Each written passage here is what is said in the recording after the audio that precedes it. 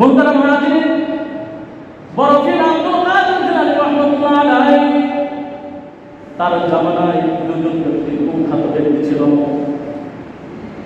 মুহতারাম হাজিরিন, বড় পীর আব্দুল কাদের জিলানী রাহমাতুল্লাহ আলাইহি ছোট মানুষ, ছোট থেকেই তার আখলাক চরিত্র এত সুন্দর, আল্লাহ সুবহানাহু ওয়া তাআলা তার চরিত্র এত সুন্দর করে দিয়েছেন। একটা মিথ্যা কথা বলে না, ইনসাফের সাথে চলে। আব্দুল কাদের জিলানী রাহমাতুল্লাহ আলাইহির সময় দুইজন ব্যক্তি কুখ্যাত ছিলেন, চুরি ডাকাতি করতেন। যখন আব্দুল কাদের জিলানী নামাজ পড়তে যায়, লম্বা সময় নামাজ পড়ে, আল্লাহর কুদরতে পায় সাজদা করে। যখন গভীর রাত হয়ে যায়, আল্লাহর বান্দার ভিতরে একটা নেশা ঢুকে পড়ে।